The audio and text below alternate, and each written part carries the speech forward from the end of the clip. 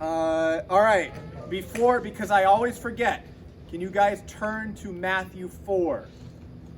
I'll give you a second. Hi, Mr. Corey. Hey, buddy. Calvin scared me at the beginning because he was like, my dad's teaching tonight. I'm like, I hope not, because I was planning on it, but yeah. And let me make sure this. No, he's teaching the next 6 weeks in a row, Calvin. That's what it is. What? All right, so I've given you a little bit of time. You have another minute to turn to Matthew 4, but I'm going to set it up. Okay, so we're not actually going to be in Matthew 4 most of the night tonight. We're going to be in the beginning of Matthew 5, but we're going to read the end of Matthew 4 so we know what we're looking at. So Matthew 5 is the Sermon on the Mount, which I don't think it's controversial in saying this, that it's probably the most important sermon ever. Important, did I say that right? Would anybody disagree with that? Most important sermon ever, Sermon on the Mount. Okay, good, no disagreements. Woo, good, I'm glad that wasn't controversial. All right, but we're going to read the end of chapter 4 to see where things are at so we know where we're starting off. So we're going to go Matthew 24, 23 through 25. So everybody ready to follow along? I'm going to read it for us so you guys can follow along. All right. Jesus was going throughout all Galilee, teaching in their synagogues and proclaiming the gospel of the kingdom and healing every kind of disease and every kind of sickness among the people. The news about him spread throughout all Syria, and they brought to him all who were ill, those suffering with various diseases and pains, demoniacs, epileptics, paralytics, and he healed them. Large crowds followed him from Galilee and the Decapolis and Jerusalem and Judea and from beyond the Jordan. So Jesus is starting to get pretty popular, like very popular, so much so where there's a huge crowd that comes and there's people following him because they're like, hey, this guy's sick, heal him. So Jesus is doing that. And they want to know, what's he going to do? Is he going to keep healing people? Is he going to get them out of Rome's control? Is he going to be like Moses, where he's going to lead the people out? And maybe there's plagues that are going to happen. They have no idea what's going on. And so they're curious. And so Jesus decides to tell them what he is there for and what he's about. So, and if you guys take one thing away from this tonight, just one thing, Jesus is going to talk about the kingdom. And I want you guys to see that God's kingdom looks vastly different than this kingdom. And that we want to be in God's kingdom. That is it. So God's kingdom, completely different, and you want to be there. So he starts with this sermon. He goes up onto the top of this mountain where everybody's followed him, and he sits down and he starts teaching. Which I always think it's weird, because I'm standing here teaching and Jesus sat. So shouldn't I be sitting? I don't know. No big deal. All right. So Jesus starts off the sermon with the Beatitudes, and that's where we're going to be in. It's going to be at Matthew 5, 1 through 13. So that's where we're going to be camping out tonight. So everybody hang out in Matthew 5, and you'll be there. You'll be good. And he starts off with the Beatitudes, and these are phrases that give you an idea of what the kingdom is about. It's a this and a that. And it's two sides of a phrase every time. And they all have to do with the kingdom. All right, so let's start off with the first one. Anybody want to read the first Beatitude for me? Eleonora. All right, the first Beatitude. Well, I'm going to start you off at verse 2, and you're going to pick it up in verse 3. All right, we ready? And he opened his mouth, and he taught them, saying,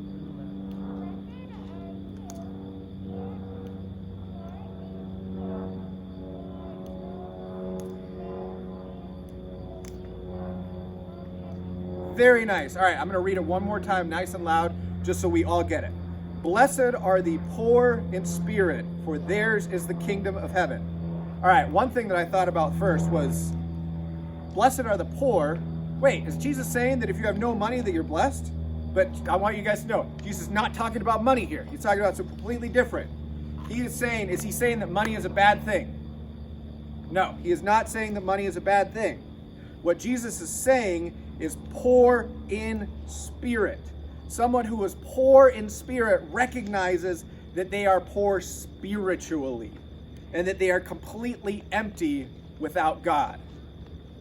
That they literally, in the spiritual department of currency, they are void and have nothing. And the first thing that Jesus wants you to get, and this is going to sound kind of bad, but trust me, it's actually great, and that we have to understand, is that without Jesus, we have nothing. We are not enough. And that's going to be a lot of the Sermon on the Mount, that we are not good enough, that we can't do it. But who can? You can all just say it. Jesus. Yeah. Jesus did it. Jesus did it on the cross. So poor in spirit is somebody that recognizes that they need Jesus. Calvin, you've had your hand up. What translation is that? Mine says spiritually weak. I'm an ESV. Sorry to confuse you. I'm probably NIV. All right. That's all right. Yep, I'm NIV. All right. No worries. NIV. All right. So we need Jesus. Now, how does it make sense that Jesus is going to give us the kingdom? If we recognize that we have nothing, he's going to give us everything? Is that how any transaction here on earth works? You walk up to a counter and you say, I want that skateboard. And they say, give me $20. And you say, I have nothing to give. And they give you the skateboard. Has anybody ever experienced that? No, that's not how anything works. If you say to your brother, hey, I'll do this chore for you, what do they say? All right, well, you have to do, or you say, hey, do my chores. They say, well, you have to do my chores, right? There's never been anything where it says, hey, I have nothing, can you give me something? That's not how this world works.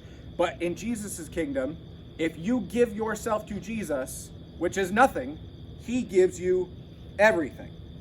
Completely backwards, completely upside down. But how great does that sound? If we have nothing, he'll give us everything. All right, who wants to go to the next one? Who wants to read verse 4 for me? Naomi, go for it. Nice and loud so everybody can hear. Yes, blessed are those who mourn, for they shall be comforted. Does anybody not know what mourning means? I'm not talking about when you wake up. Mourning is when you're sad, but you're sad for a reason. It's not just like a lot of people today where there's like, I'm just sad. I don't have any reason to be sad because they have everything because we live in America and we're completely rich beyond our wildest dreams. But there's actually a reason to be sad. Maybe someone close to you has died, or they're sick, or someone you know got hurt, or because your family's fighting with each other and that makes you sad. There's lots of reason to mourn because this world does have sin in it. Bad things happen. You know who mourned a lot? David. King David mourned all the time because he saw what was going on with Israel. He saw nations attacking and he asked God, when will you make it stop? But he also trusted God, so that was good. So Jesus comes and he says that those that mourn, those who are sad and hurt, will be comforted. So how's Jesus going to do that? Well, Jesus will destroy sin and death and pain and hurt. And in the kingdom, there will be none of that. So there will be no reason to mourn. The comfort comes because God will take that hurt away. And there won't be anything to cry over anymore. Disease will be gone. It'll be perfect. So God gives hope that the mourning will stop. So those can be comforted knowing that in the kingdom there will be none of that. All right. Verse 5. Who wants to... Wait, is that verse 5? It's getting dark. Yes, verse 5. I got it right. Who wants to read that one for me? Carson.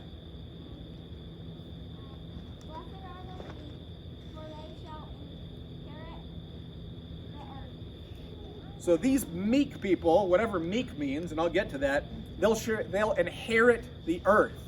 Who knows what inherit something means? Calvin, go for it. Inherit is to get something after the person who recently owned it is gone. Yeah, you get something. These meek people, they're going to inherit the earth. Is that a lot of stuff? Yeah, that's a lot. So, but now we need to know what meek means. So another word for meek, and it's not a great word for it, but it's gentle. Someone who isn't arrogant, someone who's not boastful, someone who closely watches their words and their actions. They're very careful. And actually Psalm 37 describes this really well, and I'm going to read it for you. You guys don't have to turn there. So I'm going to read Psalm 37, 7 through 11. Be still before the Lord and wait patiently for him. Fret not yourself over the one who prospers in his way, over the man who carries out evil devices. Refrain from anger and forsake wrath. Fret not yourself, it only tends to evil. For the evildoers shall be cut off, but those who wait for the Lord shall inherit the land. In just a little while the wicked will be no more. Though you look carefully at his place, he will not be there. But the meek shall inherit the land and delight themselves in abundant peace. Jesus tells us about this meek person. He is actually playing off of this psalm about people who are waiting for the Lord, waiting for him to bring justice, and they trust that God's will be done. Now, I don't know if you guys look at this world and see a lot of meek people in charge. There's not a lot of people. If you look at actors or athletes, they're always saying, I'm the best. Look at me. Look what I can do. Look what I've done. Look at all my achievements. Look at all my awards. Look at all this stuff. They're not usually meek people. And they're in charge of this earth, right? But God says, in my kingdom, the opposite will be true. Those that wait, that are careful, that are gentle, they will inherit the earth. Those that trust him. All right, next one, verse 6. Oh, and by the way, if you can't tell, I really should have broken this up into a few weeks. Studying this week, I was like, oh no, why did I put all the Beatitudes in 1 week? I'm in trouble. All right, verse 6, Joel. Blessed are those who hunger and thirst for righteousness, for they will be satisfied. All right, blessed are those who hunger and thirst for righteousness, for they will be satisfied. So the people of this new kingdom hunger and thirst, but not for food, but for righteousness. So what do you guys do if a burger sounds really, really, really good? You go out and get a burger, right? Or you make one. You just do it, right? No? All right, that's what I do. So, but we hunger for things that are temporary here, or we hunger for stuff. Like right now, I'll be honest, I really want a PS4 because there's this game called Fall Guys and I really want to play it. And not that there's anything wrong with having a PS4 or playing Fall Guys, but I probably want it a little bit too much where I'm like hungering for it, where I'll go to bed and I'll be like, oh man, I really hope the PS4 goes on a price drop soon because I really want to buy it because I really need it. But do I need a PS4? Am I probably wanting that a little bit too much where I'm hungering and thirsting for it? Yeah, probably. And hopefully me admitting this will help me not want it quite so much. All right, but we have to look for the second part. What does it say about people who hunger and thirst for righteousness? They will be, Andrew, what does it say? Satisfied. All right, when you've had a nice burger and you're satisfied and you're good, that's a good feeling, right? But when you have a burger or you get a PS4 or anything on this earth, if you get stuff, what happens later? You want another burger. The PS5's coming out. Oh, maybe I'll want the PS5 in the next game. None of the stuff that we get on this earth will last. But if we hunger and thirst for righteousness, it says we will be satisfied. And guess what? It's a full satisfaction where we'll never want anything again. All right, so in John, Jesus talks to a woman and he says that, guess what? I am the water of life. And if you have me, you will never be thirsty again. And in this kingdom, we won't ever want anything again. We won't ever feel unsatisfied. We won't ever want something because everything that we want will be satisfied in the righteousness of Jesus. And Jesus is the satisfaction to everything that you've wanted. We might think we want this or that, but we don't. We want Jesus, and we have to keep reminding ourselves for that. All right, verse 7. Jojo, go for it. Say it nice and loud. All right, can your dad help out a little bit?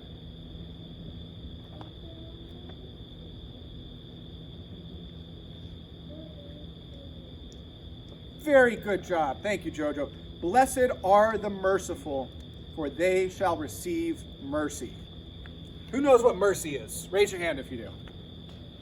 Good job. I'm glad some of you know. I'm going to explain it to the rest. Mercy is when you give something to someone expecting nothing in return. You sacrifice something. You do something for somebody else without wanting any kind of return. Mercy is an attribute of God.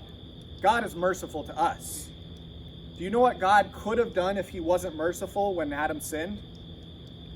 What would he have done, Calvin? Destroyed the earth. He could have, yeah. He could have destroyed everything. When we sin, does he have to give us a second chance? Did he have to send us Jesus? No. Sending us Jesus is merciful. So you know what he says? If you are like me, if you are merciful, I will show you mercy. Are you guys starting to see how things are completely different? On this earth, if you're merciful to somebody, if you give them something for free, you're seen as a fool. Why'd you give that to? Why'd you help that person? You should have kept it for yourself. But God says, you showed mercy and I will show you mercy.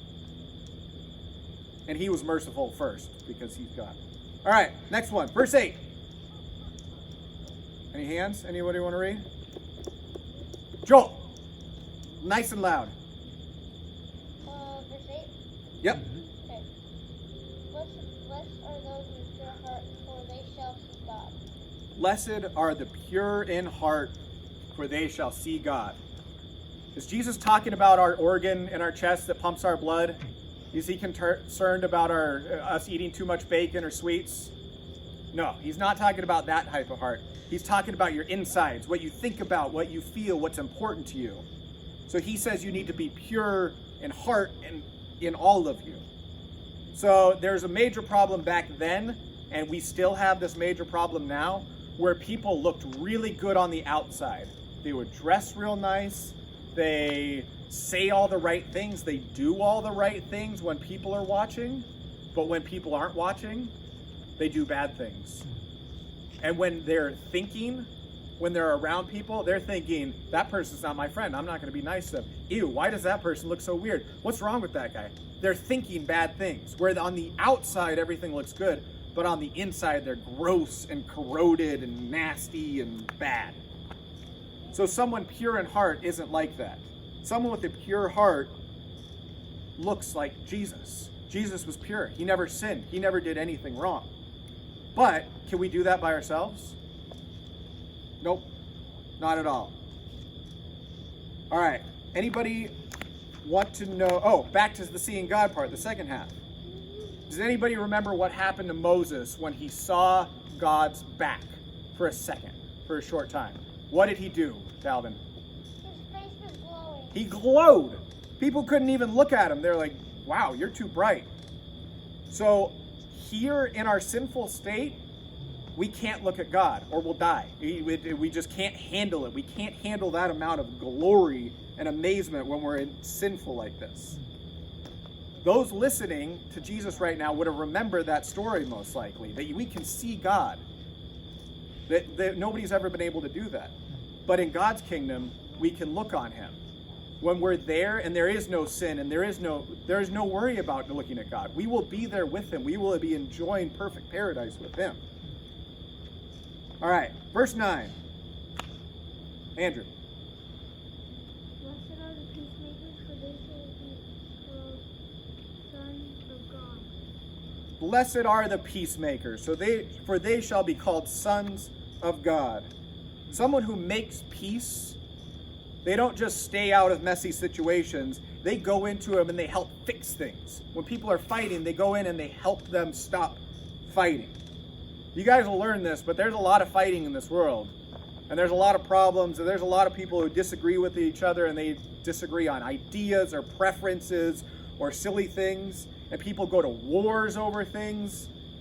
But God says those that try to end conflict and bring peace to the fighting, they will be called sons of God. All right, God is king, right? So if you are a son of the king, that's a pretty big deal, right?